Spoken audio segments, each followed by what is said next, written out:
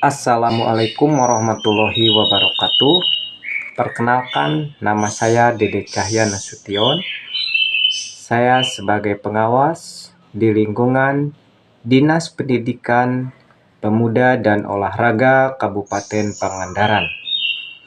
Pada kesempatan kali ini, saya akan mengikuti apresiasi GTK tahun 2025 dengan praktik baik, penerapan training, mentoring, dan coaching dengan menanam nilai, menuai harmoni dalam strategi pendampingan pengawas sekolah dalam menerapkan gerakan 7 kebiasaan anak Indonesia hebat di satuan pendidikan. Untuk itu, semoga bermanfaat. Terima kasih. Assalamualaikum warahmatullahi wabarakatuh. Pada tahap awal melakukan sosialisasi, kemudian dianalisis dan dipetakan melalui jabar beraksi. Kemudian bersama kepala sekolah, pastikan program GKAIH itu sudah tercover atau belum untuk melakukan pendampingan berikutnya. Meskipun metode training, mentoring, dan coaching dan evaluasi dianggap efektif pelaksanaannya, namun di lapangan tidak terlepas dari berbagai tantangan yang perlu diatasi.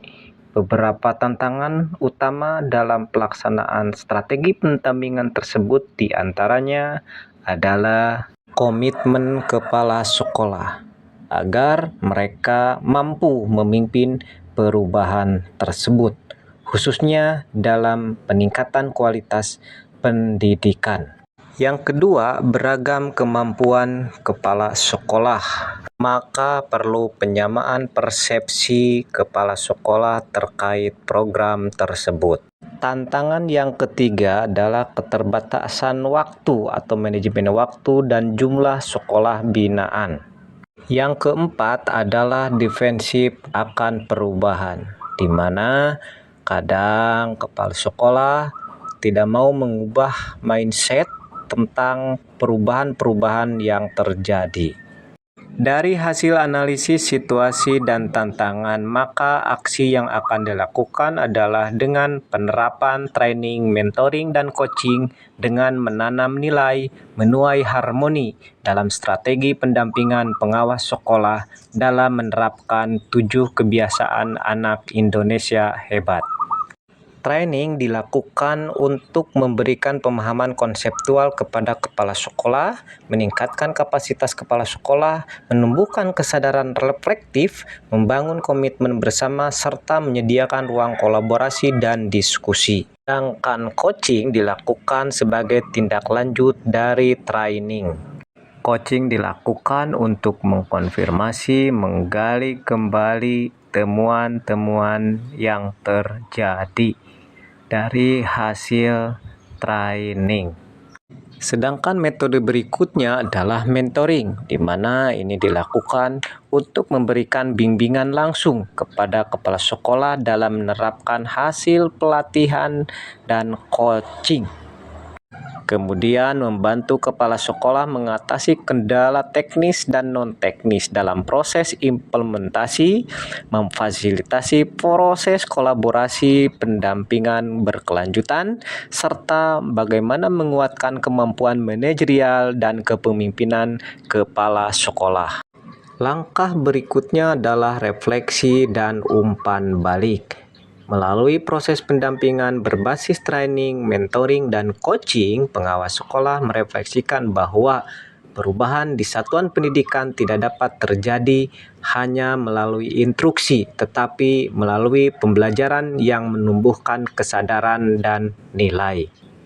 Refleksi dan umpan balik bisa dilakukan dengan daring dan luring, di mana daring melalui Zoom Meet yang menyematkan link Google Classpoint. Tujuan utama dari penerapan training, mentoring, dan coaching dengan menanam nilai menuai harmoni dalam strategi pendampingan pengawas sekolah dalam menerapkan gerakan 7 kebiasaan anak Indonesia hebat di satuan pendidikan tercapai dengan baik, sehingga mereka dapat mengaplikasikannya bukan hanya di sekolah, melainkan di lingkungan keluarga dan lingkungan masyarakat. Di bawah pimpinan para kepala sekolah yang hebat, generasi berilmu dan berkarakter akan terwujud. Assalamualaikum warahmatullahi wabarakatuh. Perkenalkan, nama saya Margus Susilo, Kepala SD Negeri 2 Tenggilis.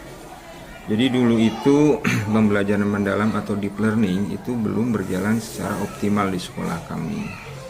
Namun dengan bimbingan dari pengawas serta arahan beliau, alhamdulillah untuk saat ini guru-guru itu di sekolah sudah mampu merancang dan menyusun pembelajaran yang memang berpusat kepada peserta didik serta kontekstual.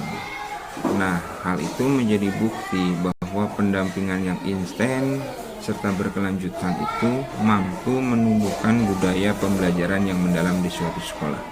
Oleh karena itu, biarkan saya mengucapkan terima kasih kepada pengawas kami, Bapak Dede Cahya Nasution, karena dengan dedikasi beliau, alhamdulillah di sekolah kami itu berangsur-angsur menuju ke perubahan yang lebih positif. Mungkin seperti itu saja. Assalamualaikum warahmatullahi wabarakatuh. Assalamualaikum warahmatullahi wabarakatuh. Perkenalkan, saya Ali Kuswoyo, guru matematika di SMP Negeri 1 Atap 1 Kalipucang. Di sini saya akan memberikan testimoni untuk Pak Dede, pengawas SMP SD di Kecamatan Kalipucang. Pak Dede di sini luar biasa dalam menerapkan 7 kebiasaan anak Indonesia hebat. Dari sosialisasi, kemudian IHT.